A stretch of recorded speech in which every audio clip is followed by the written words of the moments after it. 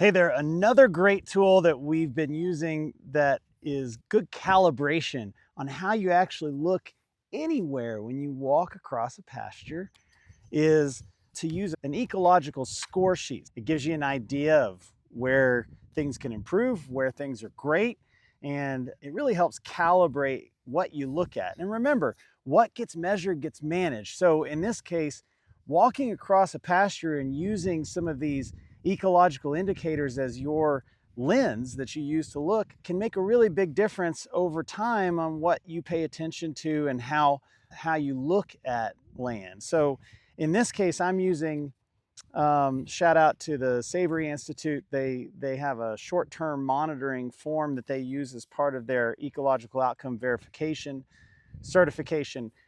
We're using this ecological score sheet in order to evaluate what's going on below our feet here.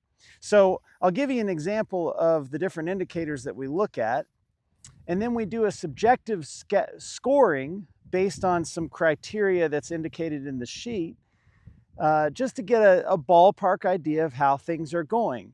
So here are the categories. We look at live canopy abundance. We look at the microfauna, so that's just any kind of buzzing and animal activity that we might see. We look at warm season grasses, cool season grasses, populations of forbs and legumes, trees and shrubs. We look for contextually desirable rare species, so things that indicate something really good for where we are. Contextually undesirable species, so this would be things like invasive noxious weeds and stuff like that, that may be items that we're trying to manage out. In addition, we look at the litter abundance, so how much of the dead grass and dead items are covering soil and keeping bare soil from happening. We look at litter incorporation, so how well is that actually getting composted and turning into soil. We look at dung decomposition, so specifically in this context, we'll look at cow patties and how they're doing. We look at how much bare soil we see, because bare soil is a source of evaporative loss of moisture, so you want to manage your bare soil a little bit. Capping is how much the soil itself is capping over, and we look at wind and water erosion as well.